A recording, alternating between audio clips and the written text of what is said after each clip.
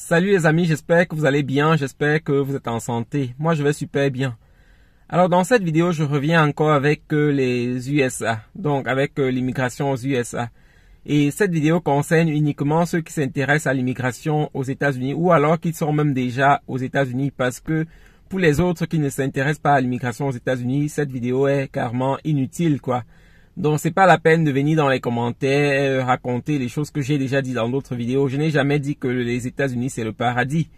Par contre, je dis toujours c'est un pays d'opportunité. Donc cette vidéo s'adresse juste à ceux qui veulent immigrer aux États-Unis et ceux qui veulent saisir les opportunités des États-Unis. Donc c'est ça. Si vous n'êtes pas intéressé par la vie aux États-Unis, il y a une multitude de chaînes sur YouTube que vous pouvez aller visiter qui vont traiter les sujets qui vous intéressent. Mais ici, lorsque je parle des États-Unis, ça concerne ceux qui s'intéressent aux États-Unis. Donc, c'est ça que je voulais préciser dès le départ. Alors, dans cette vidéo, je vais venir avec un sujet dont on en parle peu.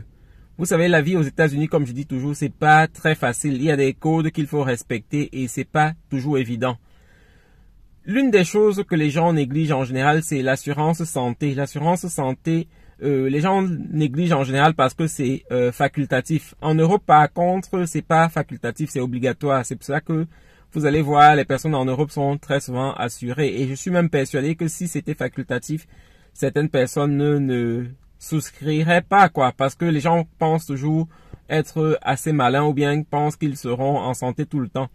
Aux États-Unis, ça peut être fatal lorsque vous ne souscrivez pas à une assurance santé parce que la santé est très chère. Si ça arrive que vous allez à l'hôpital et que vous passez un séjour à l'hôpital, ça peut vous coûter vraiment cher. Donc, c'est important de souscrire à l'assurance santé si vous êtes aux États-Unis. L'une des choses que vous pouvez faire pour avoir des assurances santé moins chères, c'est de prendre un boulot full-time, donc un boulot à temps plein. Ici aux États-Unis, les boulots à temps plein commencent à 35 heures environ. Donc, vous pouvez faire un boulot de 35 heures ou plus. Et dans ce cas, les sociétés vous accordent des assurances que vous allez payer. Du moins, ils ont des contrats avec des assureurs qui vont vous faire payer un peu moins cher que si vous allez seul, quoi. Donc, c'est important pour ceux qui viennent ici pour la première fois. Je conseille en général de prendre ce genre de boulot parce que ça va vous faciliter la tâche pour avoir une assurance.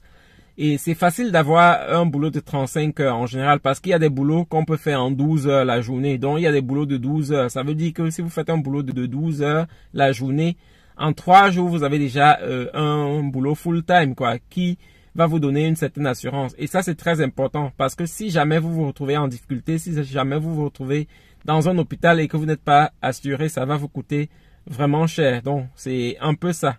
Ça, c'est une chose que les gens négligent et ça concerne aussi, comme j'ai dit, les gens qui sont déjà aux États-Unis parce que les gens continuent de négliger ces assurances et lorsque la maladie arrive, les gens sont surpris et ça coûte vraiment cher. Donc, en général, je conseille pas de rester sans assurance lorsque vous êtes aux États-Unis.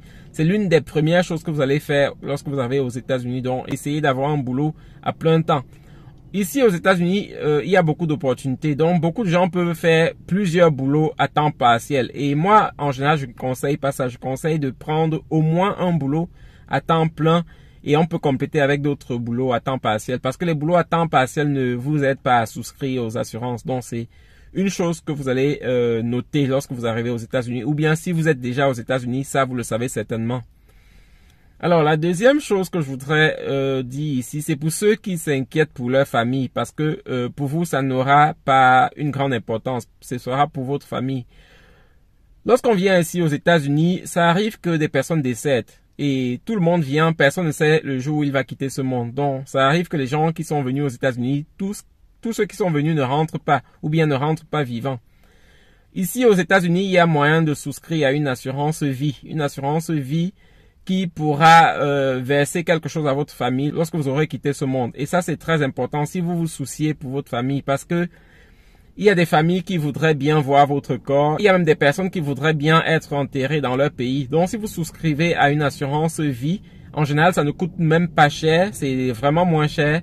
Mais les retombées après, lorsque vous souscrivez à ces assurances-là et que vous mourrez, ce qu'on verse à votre famille est quand même assez important. Et je conseille en général de souscrire aussi pour l'assurance vie parce que si vous mourrez ici aux États-Unis, on peut rapatrier votre corps dans votre pays avec l'argent que l'assurance remettra à votre famille. Ça, c'est très important. Ici aux États-Unis, si vous ne savez pas, il y a des gens qui tuent leur conjoint. Il y a des gens qui tuent leur conjoint pour bénéficier de l'assurance vie. Donc, vous voyez combien c'est important. Les sommes qu'on remet, ça peut être vraiment élevé. Donc, je conseille en général de souscrire à une assurance vie. Et comme j'ai dit, c'est pour ceux qui se soucient de leur famille, quoi. Parce que même si on ne rapatrie pas votre corps avec cet argent-là, on pourra remettre à votre famille qui pourra s'en servir pour faire je ne sais pas quoi. Pour vous, ce ne sera pas assez important parce que lorsque vous êtes mort, qu'on vous enterre, qu'on vous jette ou n'importe quoi, qu'on fasse n'importe quoi avec votre corps, ça ne vous touchera pas. Vous n'allez pas ressentir. Mais c'est votre famille qui pourrait souffrir parce qu'elle est obligée de dépenser plusieurs milliers d'euros pour rapatrier votre corps. C'est un peu ça.